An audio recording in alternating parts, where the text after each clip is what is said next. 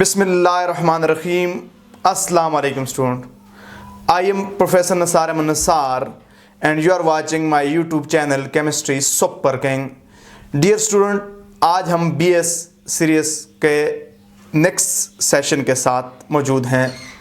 आज का हमारा टॉपिक है, बहुत ज़्यादा इंपॉर्टेंट टॉपिक है, that is titration of mixture of acids with base.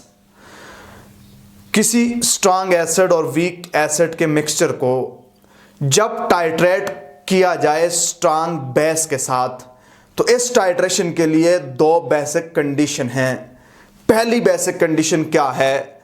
हम स्ट्रांग एसिड और वीक एसिड के मिक्सचर के कंपोनेंट की कंसंट्रेशन टाइट्रेशन से फाइंड कर सकते हैं अगर दोनों एसिड्स की कंसंट्रेशन रफली नियरली सेम मैग्नीट्यूड की हो, यानी दोनों की कंसंट्रेशन में बहुत ज़्यादा फर्क ना हो। यह पहली कंडीशन है। दूसरी कंडीशन जौन सी है कि जो वीक एसिड होना चाहिए उसका एसिड डिसोसिएशन कांस्टेंट जो हो उसकी वैल्यू 10⁻⁻⁴ या उससे कम हो, यानी दोनों एसिड की स्ट्रेंथ में काफ़ी डिफरेंस हो, तब इस मिक्सचर का हम एनालिसिस कर सकते हैं बाय टाइट्रेशन। अब स्टूडेंट बात करते हैं इस टाइट्रेशन को एक्सप्लेन करने के लिए। Let us consider a solution containing a strong acid HCl whose concentration is 0.12 molar and weak acid that is HA, a general weak acid HA whose concentration is 0.08 molar. Ka of this weak acid is 10⁻⁻⁴। इस week acid के Ka की value 10⁻⁻⁴ है। हमारे पास बीरोट के अंदर strong base है sodium hydroxide जिसकी concentration है 0.1 मोलर। इस मिक्सचर को जब स्ट्रांग बेस के साथ हम टाइट्रेट करेंगे तो स्टूडेंट क्या होगा? जब स्ट्रांग बेस के साथ टाइट्रेट करेंगे न्यूट्रलाइजेशन रिएक्शन होगा। अब ये न्यूट्रलाइजेशन रिएक्शन कैसे होगा? हमारे पास दो एसिड्स हैं, एक एसिड स्ट्रांग एसिड है और एक एसिड वीक एसिड है। जब बेस जब आएगी तो क्या होगा? जब बेस आएगी तो पहले वो स्ट्रांग एसिड से रिएक्शन करेगी। चूंकि इन दोनों एसिड्स का बेस के साथ रिएक्शन के लिए कंपटीशन होगा। अब स्ट्रांग एसिड की रिएक्शन की एबिलिटी वीक एसिड के मुकाबले में बेस से ज़्यादा होती है, तो पहले वो रिएक्शन करेगा। जब सारा स्ट्रांग एसिड कंज्यूम हो जाएगा उसके बाद आने वाली बेस रिएक्शन करेगी किसके साथ? वीक एसिड के साथ। इस तरह इस टाइट्रेशन में हमारे पास दो इक्विवेलेंस पॉइंट होंगे। एक इक्विवेलेंस पॉइंट कहलाएगा इक्विवेलेंस पॉइंट 1। ये उस वक्त आएगा जब सारा स्ट्रांग एसिड कंज्यूम हो जाएगा। फिर उसके बाद बेस रिएक्शन करेगी वीक एसिड के साथ, और जब वीक एसिड भी कंज्यूम हो जाएगा उस वक्त जो एंड पॉइंट आएगा, जो इक्विवेलेंस पॉइंट आएगा, वो सेकंड इक्विवेलेंस पॉइंट कहलाएगा। अब स्टूडेंट इस टाइट्रेशन की कैलकुलेशन पे बात करता हूं। अभी हमने टाइट्रेशन स्टार्ट नहीं की।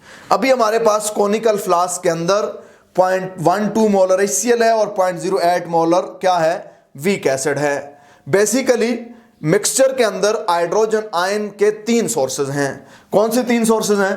हाइड्रोजन आयन की टोटल कंसंट्रेशन बराबर होगी hydrogen ion concentration coming from HCl plus hydrogen ion concentration coming from weak acid HA plus hydrogen ion concentration coming from water.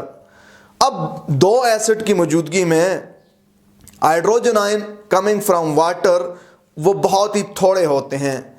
क्योंकि दो एसिड की मौजूदगी में वाटर की आयोनाइजेशन बहुत ज़्यादा सप्रेस हो जाती है, तो इस तरह हमारे पास ये जो हाइड्रोजन आयन कंसंट्रेशन वाटर से आएगी इन दो हाइड्रोजन आयन कंसंट्रेशन के मुकाबले में बहुत ज़्यादा छोटी होगी। तो इसको हम क्या कर सकते हैं? नेग्लेक्ट कर सकते हैं।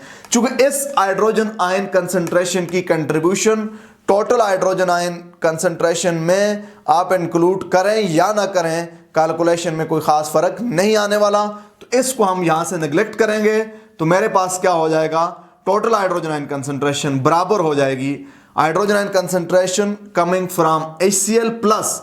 अब चूंकि वीक एसिड है, वीक एसिड जब आयोनाइज होगा जितनी हाइड्रोजन आयन बनाएगा उतनी ए नेगेटिव आयन बनाएगा। हाइड्रोजन आयन कंसंट्रेशन जो वीक एसिड्स आएगी उसकी मिकदार वीक एसिड की कॉन्जुगेट बेस की कंसंट्रेशन के बराबर है।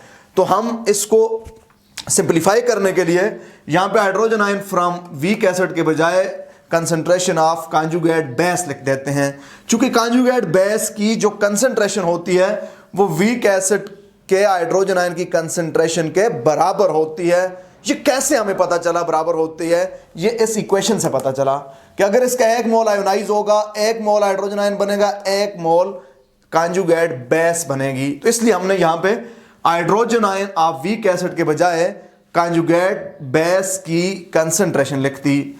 तो स्टूडेंट अब मेरे पास इक्वेशन क्या बनी? Hydrogen ion concentration is equal to hydrogen ion concentration from strong acid plus concentration of conjugate base.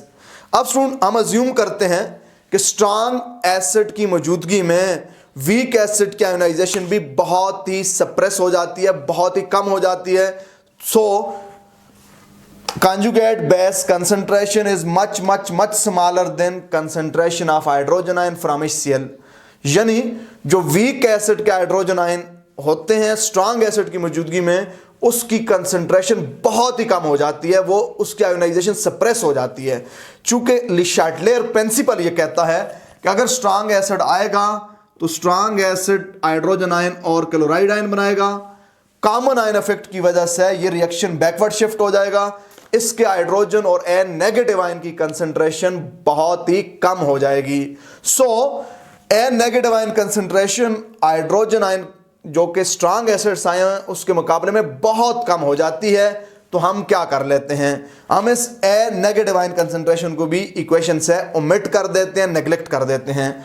तो हमारे पास क्या बनेगा? हमारे पास बनेगा hydrogen ion concentration is equal to hydrogen ion concentration from HCl।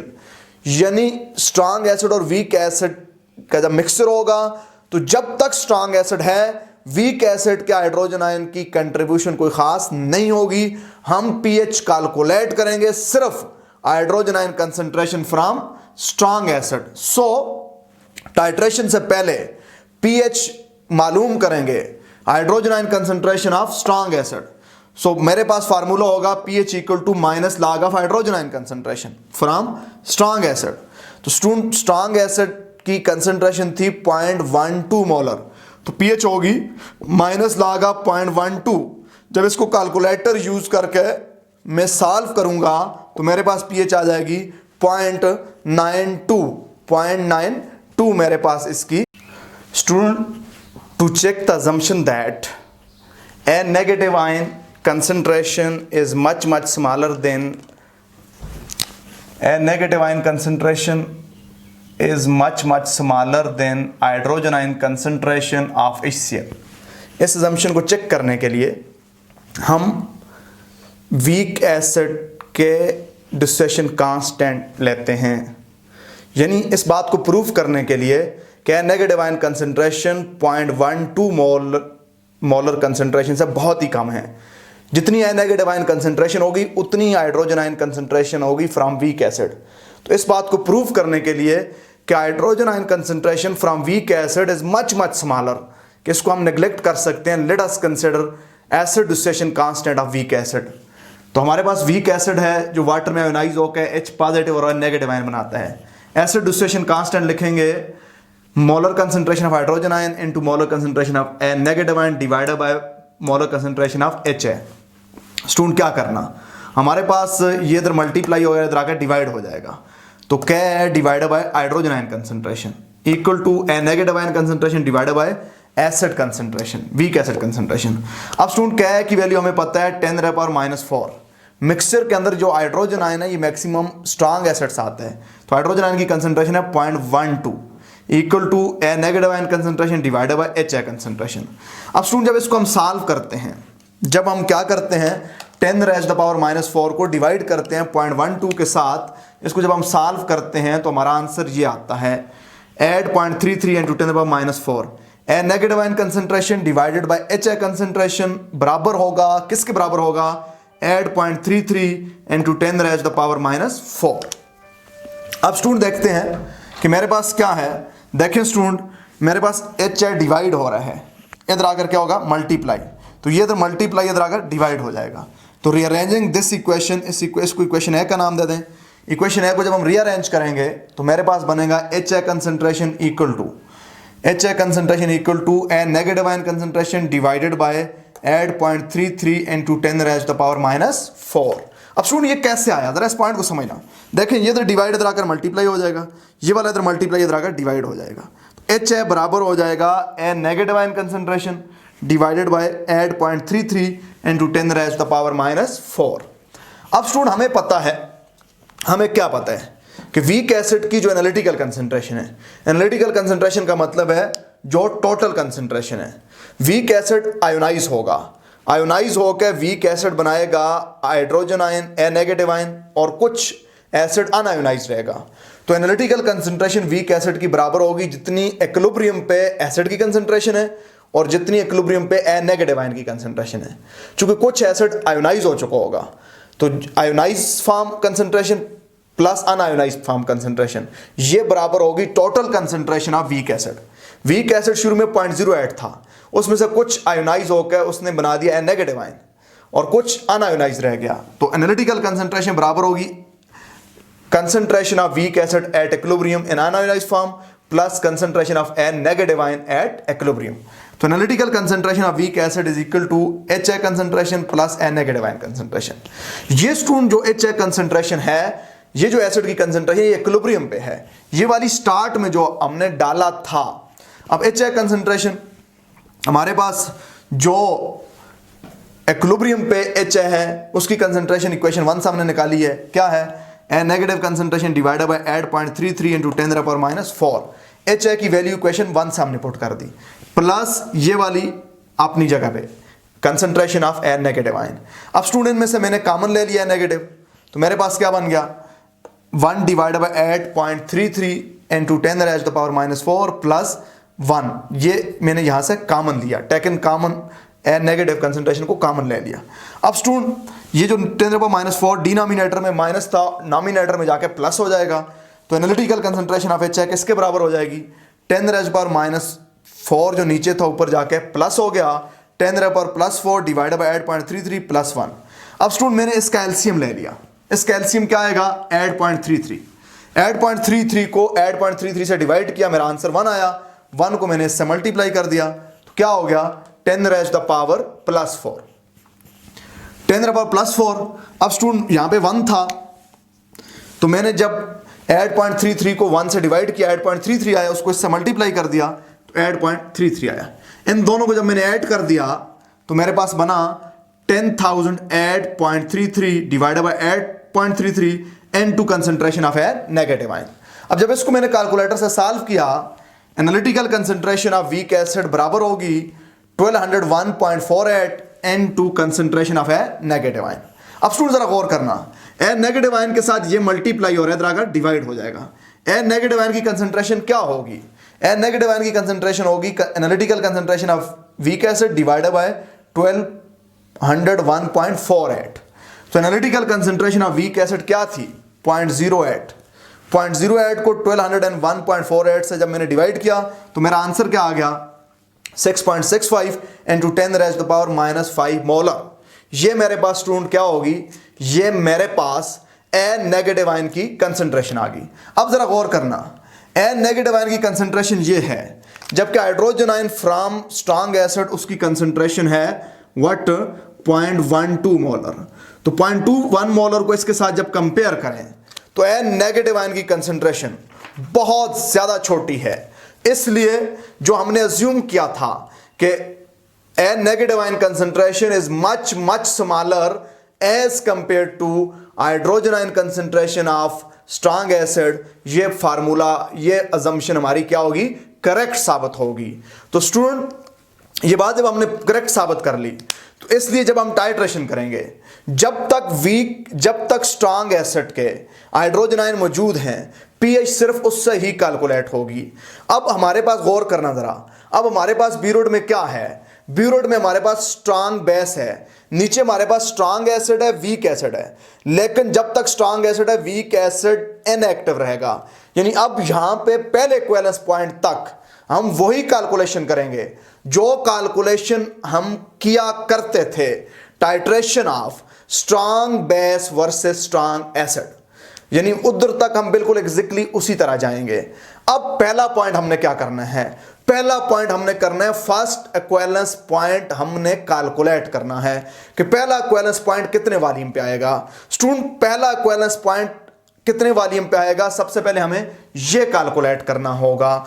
जब इसको हम कैलकुलेट करेंगे हमें पता चल जाएगा कि पहला इक्विवेलेंस पॉइंट इतने वॉल्यूम पे आएगा। तो उस इक्विवेलेंस पॉइंट से पहले पहले हम एग्जैक्टली वही कैलकुलेशन करेंगे जो स्ट्रांग एसिड और स्ट्रांग बेस की टाइट्रेशन की करते थे। तो स्टूडेंट देखते हैं कि ये कैसे करते हैं। अब स्टूडेंट बात करते हैं कि पहले इक्विवेलेंस पॉइंट के लिए सोडियम हाइड्रोक्साइड का वॉल्यूम कितना रिक्वायर्ड होगा। Volume of sodium hydroxide required for the first equivalence point. तो पहला इक्विवेलेंस पॉइंट कब आएगा, जब सोडियम हाइड्रोक्साइड सारे के सारे HCl को कंज्यूम कर देगा। तो रिएक्शन हमारे पास है sodium hydroxide plus HCl to form sodium chloride plus water. अब स्टूडेंट ये क्या कहता है, ये कहता है कि इसका अगर 1 मिलीमोल हो तो इसका भी 1 मिलीमोल कंज्यूम होगा। यानी जितने हमारे पास HCl के मिलीमोल हैं उतने मिलीमोल सोडियम हाइड्रोक्साइड के जब आएंगे तो पहला इक्विवेलेंस पॉइंट होगा। तो millimole of sodium hydroxide equal to millimole of HCl, पहला इक्विवेलेंस पॉइंट यहाँ पे आएगा। अब सोडियम हाइड्रोक्साइड के मिलीमोल को मैं रिप्रेजेंट करता हूँ M1V1, HCl के मिलीमोल को रिप्रेजेंट करता हूँ M2V2। HCl की कंसंट्रेशन है 0.12 और वॉल्यूम है 25। अब इसकी जो हमारे पास नॉर्मेलिटी है, मोलरिटी है 0.1, कितना वॉल्यूम रिक्वायर्ड होगा कि इसके मिलीमोल इस मिलीमोल के बराबर हो जाए, यानी पहला इक्विवेलेंस पॉइंट आ जाए। तो स्टूडेंट ये इधर मल्टीप्लाई इधर आकर डिवाइड हो जाएगा। जब इसको मैं सॉल्व करूंगा 0.12 मल्टीप्लाई बाय 25 डिवाइड बाय 0.1 तो 30 ml आएगा। तो इस बात का क्या मतलब है, इस बात का मतलब यह है कि जब 30 ml ब्यूरोट से आप सोडियम हाइड्रोक्साइड डालोगे सारे का सारा HCl कंज्यूम हो जाएगा, यानी 30 ml सोडियम हाइड्रोक्साइड के वॉल्यूम पे पहला इक्विवेलेंस पॉइंट आ जाएगा। उस वक्त सारा HCl कंज्यूम हो जाएगा। अभी अभी हमने पढ़ा है कि जब तक HCl मौजूद है उस वक्त वीक एसिड के हाइड्रोजन आयन की कंट्रीब्यूशन बहुत ही कम होती है, उसको हम नेग्लेक्ट कर देते हैं।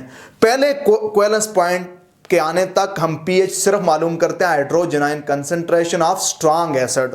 तो hydrogen ion concentration of strong acid during the titration कैसे फाइंड करते हैं स्टूडेंट, उसका वही फार्मूला है कि hydrogen ion concentration equal to millimole of strong acid minus millimole of base added from burette divided by total volume. क्यों, शुरू में जितने मिलीमोल स्ट्रांग एसिड के होते हैं, जितनी बेस आएगी ब्यूरोट से उतने मिलीमोल स्ट्रांग एसिड के कंज्यूम हो जाएंगे। तो पीछे कितने हाइड्रोजन आयन रह जाएंगे, हाइड्रोजन आयन रहेंगे remaining millimole of acid divided by total volume. तो रिमेनिंग मिलीमोल ऑफ एसिड कैसे निकालेंगे, मिलीमोल ऑफ एसिड स्टार्ट वाले माइनस जितने मिलीमोल एसिड के कंज्यूम हो चुके हैं। कंज्यूम कितने हुए हैं, कंज्यूम उतने ही हुए हैं जितने बेस के मिलीमोल ऐड किए हैं, क्योंकि ये इक्वेशन कहती है 1 मिलीमोल से रिएक्शन करता है। तो during titration before the equivalence point हम हाइड्रोजन आयन की कंसंट्रेशन फार्मूले से फाइंड करेंगे। वो फार्मूला क्या होगा, millimole of HCl minus millimole of sodium hydroxide divided by total volume. तो अब हम टाइट्रेशन स्टार्ट करते हैं। When 5 ml of sodium hydroxide is added, जब 5 ml सोडियम हाइड्रोक्साइड ऐड करेंगे तो सोडियम हाइड्रोक्साइड के ये मिलीमोल रिएक्शन कर लेंगे किसके साथ, HCl के साथ, और HCl के जो बाकी मिलीमोल बचेंगे वो millimole divided by total volume, ये हो जाएगा हाइड्रोजन आयन की कंसंट्रेशन। तो हाइड्रोजन आयन की concentration 5 ml sodium hydroxide add करने के बाद कैसे फाइंड करेंगे, hydrogen ion concentration equal to millimole of strong acid 0.12 multiply by 25 minus millimole of strong base 0.1 multiply 5 divided by 30। Hydrogen ion concentration equal to, जब इसको student हम solve करेंगे तो आ जाएगा 0.083 मोलर। हाइड्रोजन आयन की कंसंट्रेशन क्या आ जाएगी, 0.083 मोलर। अब चूंकि ये जो हाइड्रोजन आयन आए हैं ये स्ट्रांग एसिड्स आए हैं, पहले इक्विवेलेंस पॉइंट से पहले पहले pH सिर्फ स्ट्रॉन्ग एसिड के हाइड्रोजन आयन की कंसंट्रेशन पे डिपेंड करती है। तो पीएच में फाइंड करूंगा, pH equal to minus log of hydrogen ion की कंसंट्रेशन फाइंड की हुई है, ये वैल्यू यहां पे पुट करेंगे, pH equal to minus log of 0.083, तो पीएच स्टूडेंट हो जाएगी 1.08। यानी जब mixture of strong acid HCl और वीक एसिड में 5 ml सोडियम हाइड्रोक्साइड ऐड करेंगे, उस मिक्सचर की पीएच क्या होगी स्टूडेंट? उस मिक्सचर की पीएच होगी 1.08। स्टूडेंट बात करते हैं when 10 ml of sodium hydroxide is added. जब 10 ml सोडियम हाइड्रोक्साइड ऐड करेंगे तो सोडियम हाइड्रोक्साइड के कुछ मिलीमोल HCl से रिएक्शन कर जाएंगे और जितने मिलीमोल HCl के बच जाएंगे डिवाइडेड बाय टोटल वॉल्यूम, वो हो जाएगी हाइड्रोजन आयन कंसंट्रेशन। अब स्टूडेंट क्या करेंगे? हाइड्रोजन आयन कंसंट्रेशन फाइंड करेंगे, millimole of HCl minus millimole of base added divided by total volume. अब मिलीमोल ऑफ HCl क्या है? Molarity into volume. मोलैरिटी कितनी है HCl की? 0.12। वॉल्यूम कितना था कोनिकल फ्लास्क में? 25 minus molarity of sodium hydroxide 0.1, volume जो ऐड किया 10। अब 25 HCl था, 10 सोडियम हाइड्रोक्साइड ऐड किया, टोटल वॉल्यूम हो गया 35। तो हाइड्रोजन आयन कंसंट्रेशन निकल आई 0.057 मोलर। ये स्ट्रॉन्ग एसिड के हाइड्रोजन आयन है। पीएच होगी minus log of hydrogen ion, pH equal to minus log of 0.057, pH equal to 1.27।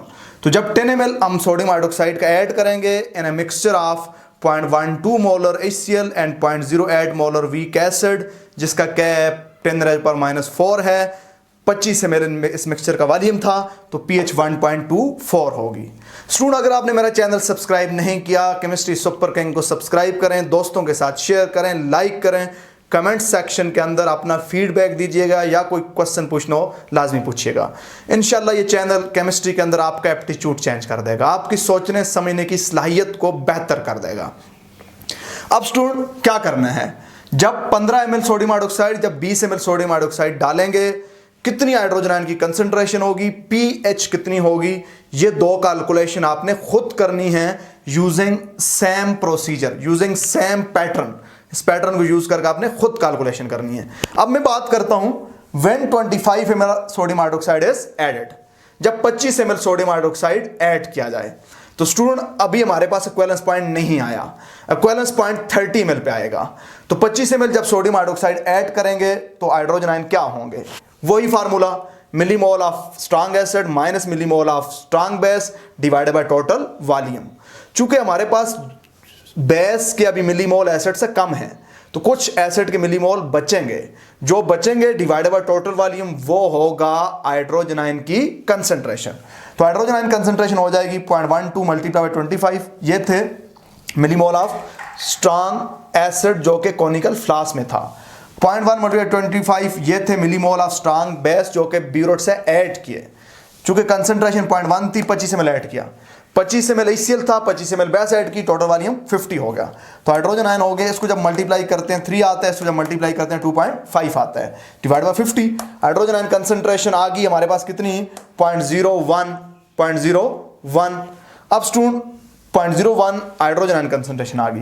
PH क्या करेंगे? Minus log of hydrogen ion, तो पीएच हो जाएगी माइनस लॉग ऑफ 0.01, तो पीएच हो जाएगी 2। यानी जब 25 ml सोडियम हाइड्रोक्साइड ऐड करेंगे in a mixture of strong acid and weak acid, 25 ml sodium hydroxide add करने पे टाइट्रेट की पीएच स्टूडेंट क्या होगी? 2 होगी। तो ये थी कैलकुलेशन जब 25 ml ऐड किए। Student when 29 ml of sodium hydroxide is added, now the case is much more complicated। जब 29 ml सोडियम हाइड्रोक्साइड ऐड करेंगे तो सबसे पहले हम HCl की जो कंसंट्रेशन बच की है वो फाइंड करेंगे। HCl कंसंट्रेशन क्या होगी? Millimole of acid minus millimole of base added divided by total volume. जो हम हाइड्रोजन आयन कंसंट्रेशन फाइंड करते थे वो बेसिकली HCl कंसंट्रेशन होती थी। तो HCl कंसंट्रेशन क्या होगी? जब इसको हम मल्टीप्लाई करेंगे, इसको मल्टीप्लाई करके इसमें से माइनस करके 54 से डिवाइड करेंगे, तो हमारा आंसर आएगा 1.85 इंटू 10⁻⁻³ मोलर।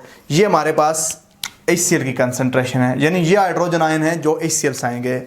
अब वीक एसिड की कंसंट्रेशन जब फाइंड करेंगे तो वीक एसिड की कंसंट्रेशन होगी millimole of weak acid divided by total volume. 8 multiplied by 25 divided by 54, तो ये आंसर आएगा 3.7 इंटू 10⁻² मोलर। अब स्टूडेंट जरा गौर करना, ये वाली जो कंसंट्रेशन है, ये वाली कंसंट्रेशन अब स्ट्रांग एसिड वाली कंसंट्रेशन से बड़ी है, ये वाली लार्जर कंसंट्रेशन है। अब हम वीक एसिड के हाइड्रोजन आयन को नेग्लेक्ट नहीं कर सकते। अब जो हाइड्रोजन आयन पीएच कैलकुलेट करने के लिए रिक्वायर्ड होंगे उसके दोनों सोर्स होंगे। कौन से दो सोर्स? हाइड्रोजन आयन कंसंट्रेशन, यानी ये टोटल हाइड्रोजन आयन कंसंट्रेशन है। हाइड्रोजन आयन कंसंट्रेशन बराबर होगी कंसंट्रेशन ऑफ HCl, यानी जितने हाइड्रोजन आयन HCl आएंगे प्लस जितने हाइड्रोजन वीक एसिड्स आएंगे। वीक एसिड्स से जितने हाइड्रोजन आते हैं उतनी ही कंसंट्रेशन है नेगेटिव आयन की होती है। तो हम लिखेंगे हाइड्रोजन आयन कंसंट्रेशन बराबर होगी concentration of HCl plus concentration of negative ion. तो HCl की कंसंट्रेशन हमें पता है 1.85 into 10⁻³ plus concentration of negative ion, that is our equation number 1। ये हमारी इक्वेशन नंबर 1 होगी। अब स्टूडेंट हम क्या करेंगे, हम concentration of negative ion find करेंगे। हमें पता है कि जितना वीक एसिड होता है, वीक एसिड की जो सॉल्यूशन के अंदर कंसंट्रेशन है वो दो हिस्सों में कन्वर्ट होती है, कुछ आयोनाइज होता है, कुछ अनआयोनाइज होता है। तो analytical concentration of weak acid बराबर होगी concentration of weak acid in equilibrium plus concentration of negative ion in equilibrium. यानी वीक एसिड आयोनाइज होगा, ये शुरू वाली कंसंट्रेशन है। जब वीक एसिड आयोनाइज होगा कुछ नेगेटिव आयन बनाएगा, कुछ वीक एसिड होगा। तो शुरू वाली कंसंट्रेशन जो वीक एसिड की होगी वो इन दोनों के सम अप के बराबर होगी। तो शुरू में कंसंट्रेशन कितनी थी हमने फाइंड कर दी, ये वाली कि millimole of weak acid divided total volume, ये है H है कंसंट्रेशन प्लस है नेगेटिव आयन कंसंट्रेशन। स्टूडेंट हमें वीक एसिड के एसिड डिसोसिएशन कांस्टेंट का पता है, क्या इक्वल टू क्या लिखते हैं, H ion concentration into negative ion concentration divided by H concentration. चूंकि वीक एसिड ऐसे आयोनाइज होता है H ion plus negative ion, equilibrium expression week acid के लिए अप्लाई करेंगे तो ये बन जाएगी। अब ये इधर डिवाइड इधर आकर मल्टीप्लाई हो जाएगा, ये इधर मल्टीप्लाई इधर आकर डिवाइड हो जाएगा। तो क्या की वैल्यू है 10⁻⁴, तो ये हमारे पास इधर आ जाएगा, ये वाला इधर आएगा, इसकी हमने साथ वैल्यू पुट कर दी। तो H कंसंट्रेशन बराबर होगी H positive ion concentration negative ion concentration divided by 10⁻⁴। ये हमारी इक्वेशन नंबर 3। अब स्टूडेंट हम क्या करेंगे, इक्वेशन 3 की वैल्यू को पुट करेंगे कहाँ पे, इक्वेशन 2 के अंदर। इक्वेशन 2 में H की ये जो वैल्यू आई इसको हम इस जगह पे पुट कर देंगे। तो hydrogen ion into negative ion divided by 10⁻⁴, ये H की वैल्यू है, plus negative ion concentration equal to 3.7 into 10⁻²। अब स्टूडेंट हम क्या करेंगे, इस इक्वेशन से ए नेगेटिव को कॉमन ले लेंगे। जब ए नेगेटिव को कॉमन ले लिया क्या बना, hydrogen ion concentration divided by 10⁻⁴ plus 1, इसका हम एलसीएम ले लेंगे। इसका जब एलसीएम ले लेंगे 10⁻⁴ हो जाएगा। 10⁻⁴ को डिवाइड करेंगे 10⁻⁴ से तो 1 आएगा, 1 को मल्टीप्लाई करेंगे इस हाइड्रोजन आयन से, तो हाइड्रोजन आयन प्लस यहाँ पे स्टूडेंट क्या है 1 है। 10⁻⁴ को 1 से डिवाइड करेंगे 10⁻⁴ आएगा, उसको इससे मल्टीप्लाई करेंगे 10⁻⁴ into negative ion concentration equal to analytical concentration of what, weak acid. अब स्टूडेंट देखें क्या होगा, अब होगा ये कि ये तो डिवाइड इधर आकर क्या हो जाएगा, मल्टीप्लाई हो जाएगा। तो हमारे पास हो जाएगा hydrogen ion concentration plus 10⁻⁻⁴ plus 10⁻⁴ into negative ion concentration equal to 3.7 into 10⁻², ये वाला था, ये तो डिवाइड से आकर मल्टीप्लाई हो गया। तो हमारे पास स्टूडेंट क्या बच गया, इस नेगेटिव आयन कंसंट्रेशन को इधर ही छोड़ दें, इन दोनों को उधर लेकर जाएं, डिवाइड हो जाएगा। नेगेटिव आयन कंसंट्रेशन बराबर हो जाएगा 3.7 इनटू, इन दोनों को बेस एक जैसी पावर ऐड हो जाएगी, 10⁻⁻⁶ हो जाएगा। तो ये इधर जाकर डिवाइड हो जाएगा, ये वाला भी इधर जाकर डिवाइड हो जाएगा। तो नेगेटिव आयन कंसंट्रेशन हो जाएगी 3.7 into 10⁻⁶ divided by hydrogen ion concentration into 10⁻⁴, ये हमारी इक्वेशन नंबर 4 आ गई। अब स्टूडेंट एन नेगेटिव की हमने वैल्यू निकाल दी, नेगेटिव आयन कंसंट्रेशन की वैल्यू को हम क्या करेंगे, इक्वेशन 1 में पुट करेंगे। इक्वेशन 1 में पुट करेंगे एन नेगेटिव आयन की कंसंट्रेशन को, यानी इक्वेशन 4 की वैल्यू को इक्वेशन 1 में पुट करेंगे और फिर इस पे मैथमेटिक्स के रूल लगाएंगे। ये स्टूडेंट आपकी असाइनमेंट है। मेरी जो नेक्स्ट वीडियो आएगी उसमें मैं ये टेक्निक आपको समझाऊंगा कि ये किस तरह कैलकुलेशन होती है। अभी ये आपकी असाइनमेंट है कि आपने इक्वेशन 4 को इक्वेशन 1 में पुट करके आपका आंसर ये आना चाहिए। हम क्या करेंगे, जब इक्वेशन 4 को 1 में पुट करके मैथमेटिक्स के रूल लगाएंगे। मैथमेटिक्स के रूल इस तरह लगाएंगे कि डिनोमिनेटर खत्म हो जाए, यानी multiplying through to clear the denominator, और जो हमारे पास वैल्यू आए उस पर क्वाड्रेटिक इक्वेशन लगानी है। ये लगाने के बाद हमारा आंसर हाइड्रोजन आयन ये आ जाएगा। यानी जब 29 ml ऐड करेंगे तो हाइड्रोजन आयन बेसिकली ये आएगा। 29 ml ऐड करने पे हम वीक एसिड की कंट्रीब्यूशन को नेग्लेक्ट नहीं कर सकते। It's a very important lecture student. तो ये आज मैंने आपको असाइनमेंट दे दी, ये आपने खुद सॉल्व करके इस वैल्यू को यहाँ पे पुट करके ये वाला आंसर आपने निकालना है। अभी ये जो मेरी वीडियो है ये कंप्लीट नहीं होगी, इसका दूसरा पार्ट भी आएगा। जब इसका दूसरा पार्ट आएगा तो दूसरे पार्ट में मैं ये वाली आपको कैलकुलेशन समझाऊंगा कि ये किस तरह आई है। अब स्टूडेंट हाइड्रोजन आयन कंसंट्रेशन जब मेरे पास आ गई तो इससे अब मुझे पीएच निकालनी है। पीएच में कैसे निकालूंगा स्टूडेंट? पीएच में निकालूंगा कि pH equal to what minus log of hydrogen ion concentration. pH equal to minus log of 3.03 into 10 raised to the power -3। pH equal to, जब मैं इसको स्टूडेंट सॉल्व करूंगा मेरे पास pH आएगी 2.52। अब 29 ml से पहले हम वीक एसिड की कंट्रीब्यूशन को नेग्लेक्ट करते थे, क्योंकि वीक एसिड की जो कंसंट्रेशन आती थी वो स्ट्रॉन्ग से बहुत ही कम आती थी। लेकिन 29 ml पे वीक एसिड की जो कंसंट्रेशन आई वो हमारे पास स्ट्रॉन्ग एसिड की कंसंट्रेशन से ज़्यादा हो गई है। अब उसके हाइड्रोजन आयन की कंट्रीब्यूशन को हम नेग्लेक्ट नहीं कर सकते, हमें इस प्रोसीजर से जाना होगा। इस तरह की मैंने कैलकुलेशन आपको इसी वीडियो के स्टार्ट में भी सिखाई हुई है। ये आपकी असाइनमेंट है कि क्वेश्चन 4 को 1 में पुट करके ये आंसर आपने मैथमेटिक्स सॉल्व करके निकालना है। तो अब स्टूडेंट 29 ml जब मैंने ऐड किया तो mixture of strong acid weak acid की pH क्या आ गई? 2.59। अब मैं बात करता हूं pH at equivalence point, first equivalence point. Student pH calculation at first equivalence point. First equivalence point कब आएगा? फर्स्ट एक्विवेलेंस पॉइंट हमने कैलकुलेट किया था जब 30 ml बेस ऐड करेंगे। फर्स्ट एक्विवेलेंस पॉइंट उस वक्त आएगा जब सारे का सारा HCl कंज्यूम हो जाए। HCl कितने वॉल्यूम पे कंज्यूम होता है? HCl कंज्यूम होता है 30 ml जब ऐड करेंगे किसका? सोडियम हाइड्रोक्साइड का। जब सोडियम हाइड्रोक्साइड सारे के सारे HCl को कंज्यूम कर लेगी, अब सॉल्यूशन में वीक एसिड रहेगा। चूंकि सारा स्ट्रॉन्ग एसिड कंज्यूम हो चुका है, अब वीक एसिड की आयोनाइजेशन बहुत ज़्यादा सप्रेस नहीं होगी। अब pH डिपेंड करेगी कंसंट्रेशन ऑफ वीक एसिड पे। तो वीक एसिड से pH कैलकुलेट करेंगे, pH equal to half P Ka minus half log of concentration of acid. ये एसिड का मतलब है वीक एसिड। तो स्टूडेंट सबसे पहले हम वीक एसिड की कंसंट्रेशन फाइंड करते हैं। कंसंट्रेशन ऑफ वीक एसिड बराबर होगा मिलीमोल ऑफ वीक एसिड। वो क्या थे? 0.08 मल्टीप्लाई 25 शुरू में वॉल्यूम था, 30 ml बेस ऐड कर दिया, टोटल वॉल्यूम क्या हो गया? 55। तो जब इसको मैंने कैलकुलेट किया वीक एसिड की कंसंट्रेशन आ गई 0.036 मोलर। ये मेरे पास वीक एसिड की कंसंट्रेशन आ गई। अब मैं फार्मूले में जाऊंगा, pH equal to half P Ka. चूंकि कै की value 10 raised to the power -4 थी, तो पी कै क्या होता है? पी कै होता है माइनस लॉग ऑफ कै। तो minus log of 10 raised to the power -4 जो क्या आता है? Minus into -4 log of 10।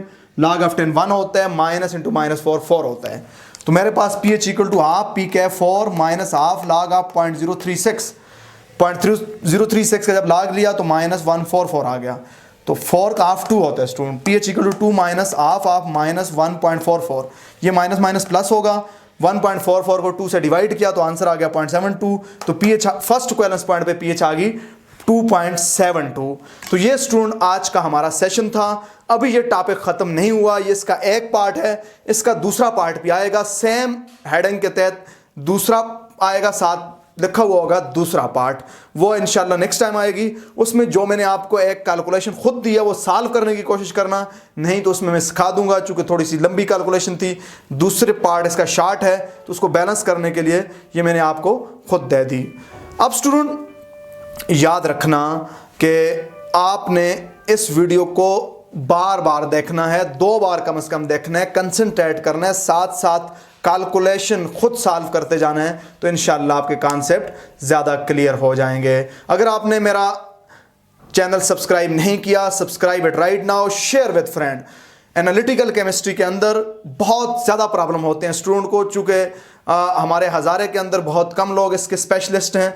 तो आप इस तरह की खास तौर पे कैलकुलेशन के अंदर बहुत ज़्यादा अंडरस्टैंडिंग चाहिए होती हैं, बहुत डीप कॉन्सेप्ट चाहिए होते हैं, और इससे related number of numerical different competitive exam के अंदर आते हैं, तो फिर आप उसे सॉल्व नहीं कर सकते।